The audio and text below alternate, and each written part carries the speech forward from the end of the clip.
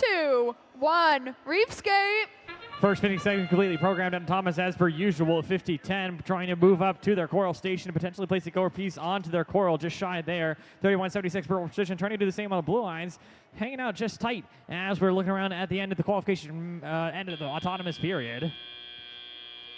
Red Alliance knocking over all of their starting game pieces, just shy of one coral. They can pick up additional game pieces from their human player and coral station. 50-10 Tiger Dynasty, no further placement and ability to place Naki using their unique mechanism and hockey stick to pull out the coral out of their algae.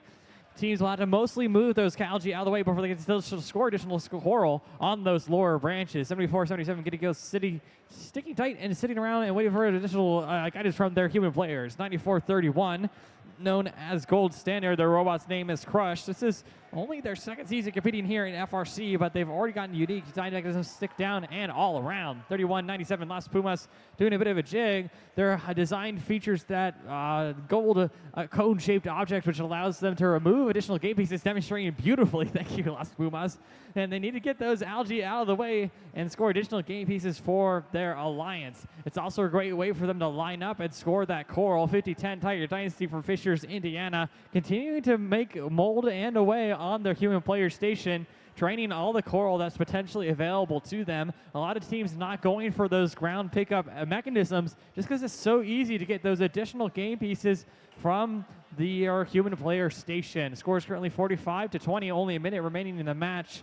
Plenty of time available for teams to make up a difference, especially for the Blue Alliance.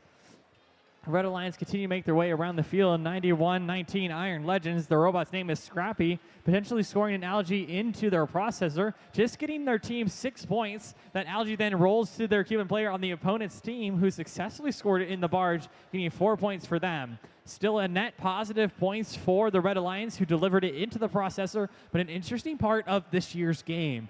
Blue Alliance still going ham on processing their coral. They need to make sure that they have enough time as they continue to move throughout the match. Here comes that sonar sound.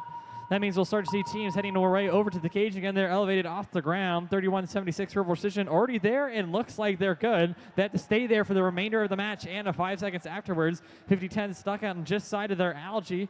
Their teammates 91-19 Iron Legends already ready for that park. Time dwindling down on the clock, and that's about all the time we have. Question match 61.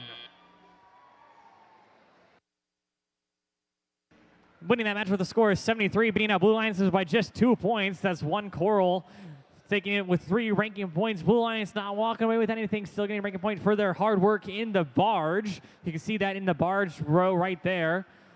That's all for qualification match 61.